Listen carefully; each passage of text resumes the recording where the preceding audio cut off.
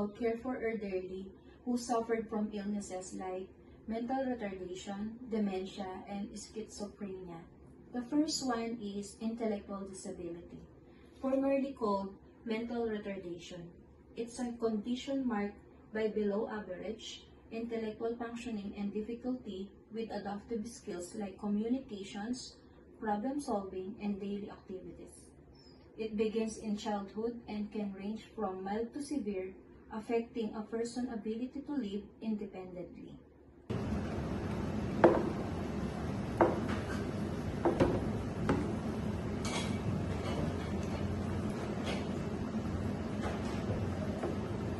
An 80-year-old man with a lifelong intellectual disability resides in a caregiver facility.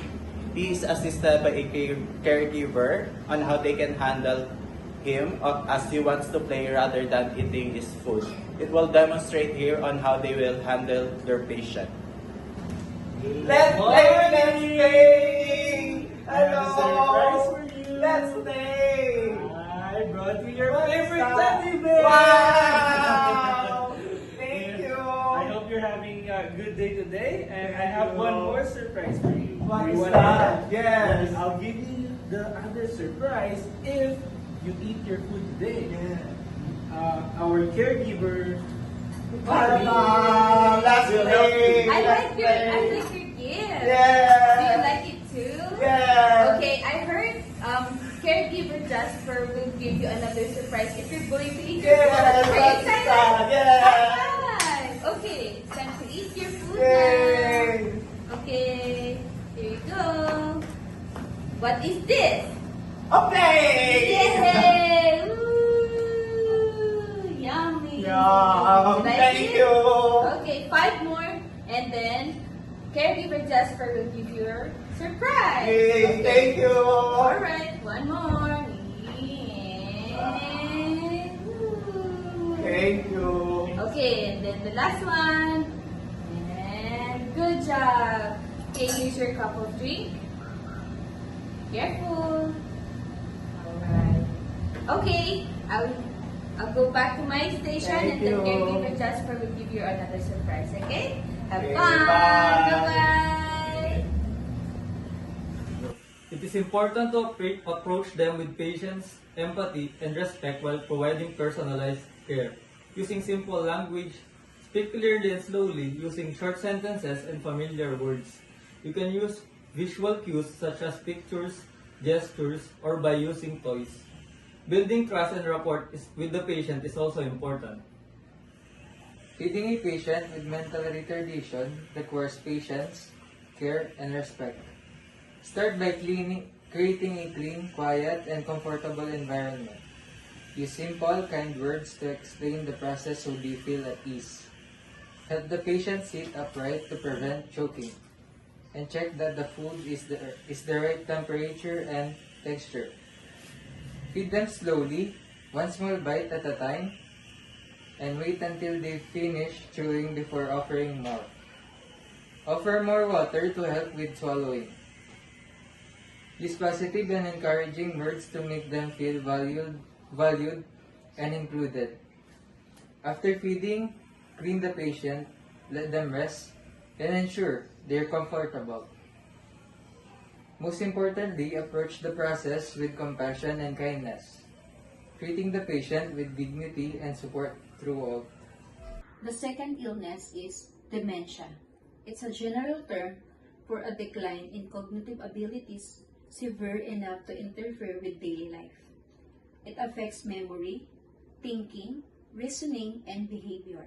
It's not a specific disease, but a group of symptoms caused by conditions like Alzheimer's disease, vascular dementia, or other brain disorders. Symptoms can include memory loss, confusion, difficulty with problem solving, and changes in personality. It usually worsens over time and has no cure, but some treatments can help manage symptoms. An 80-year-old man with dementia is missing his loved ones by reminiscing his memories. This scenario will show on how caregivers will handle their patient by comforting him and by implementing regular or daily routine or activities such as walking. Morning, sir. How are you today? My name is Jasper and I'll be your caregiver today. I brought you a photo album. This will help us remember the names and the names of your family members. So we'll start with this one. Do you remember who this is? This is your granddaughter. She loves you and miss you very much. How about this one? Do you know who this is? This is your daughter. She gave you flowers a few days ago and visited you. They miss you so much. Alright. I'll be stepping outside and just call me if you need something else, okay? Good morning, Sir Julius. My name is Tiffany. I will be your caregiver for today, and I'm going to assist you with your walking exercise. Are you ready? Okay. And the count of 3, I will help you to stand up, okay? Alright. Hold my hand, sir. 1, 2, 3. Okay. 1, 2, 3, 4, 5, 6. When assisting a patient with dementia in remembering memories, your goal as a healthcare aide is to create a supportive and familiar environment that encourages recall without causing frustration. You can encourage the patient by storytelling about their past in a gentle way. Show the patient pictures of family, friends, or past events to trigger memories. You can also use familiar music or scents. Helping dementia patients relearn walking needs patience, kindness, and support also. Start by creating a calm and safe environment to ease their anxiety. Speak gently and acknowledge their fears to make them feel understood. Break the task into small steps, like standing first and then taking one step at a time.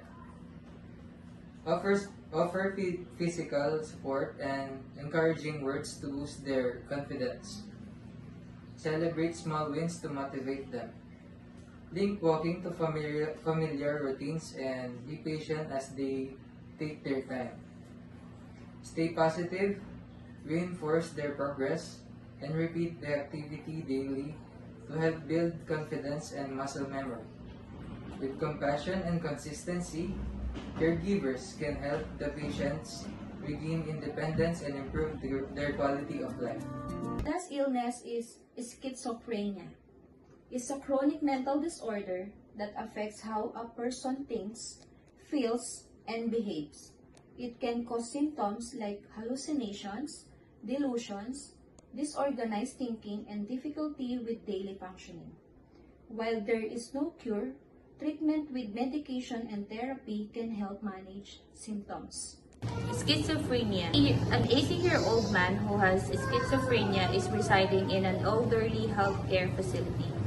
He is having difficulty trusting other people.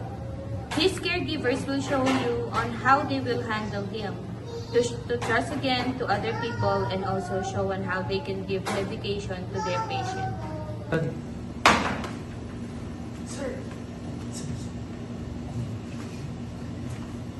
Sir, it's okay.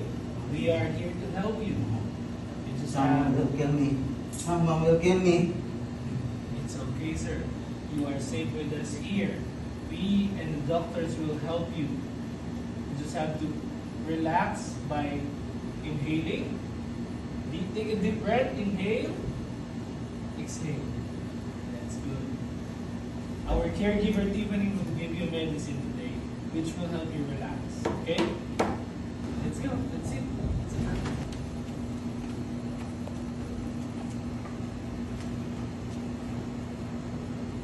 Again, you have to relax. You're safe here with us. Take a deep breath.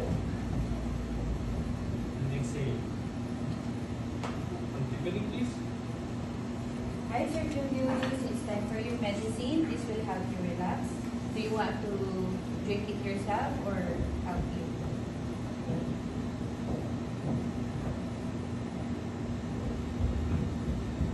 Right, and use your cup of water.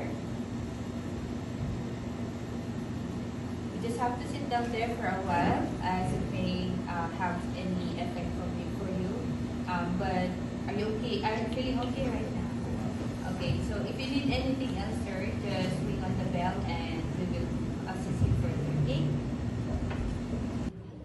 Helping patients with schizophrenia involves building trust and using relaxation techniques to support their emotional well-being. Building trust.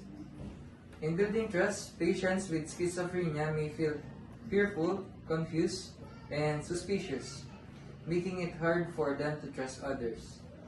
Caregivers can earn their trust by listening patiently, speaking in a calm and friendly way, respecting their privacy, and being kind and consistent. When patients feel safe and understood, they are more likely to cooperate with treatment. In relaxation techniques, relaxation methods help ease stress and anxiety, common symptoms in schizophrenia. Simple activities like deep breathing, listening to soothing music, guided meditation, and gentle exercise can calm their mind and body. Combining trust and relaxation creates a supportive environment where patients feel secure, valued, and encouraged on their journey to recovery. There are two categories of antipsychotics, first generation and second generation antipsychotics. First generation are the older medications that help control symptoms but have a higher risk of movement-related side effects like tremors and stiffness. These medications are haloperidol, chlorpromazine, fluphenazine, and terfenazine. Second generation antipsychotics have fewer movement-related side effects but may cause weight gain or drowsiness. These antipsychotics are risperidone, olanzapine, quetiapine, clozapine, which is used for treatment-resistant schizophrenia, and lastly is the aripiprazole.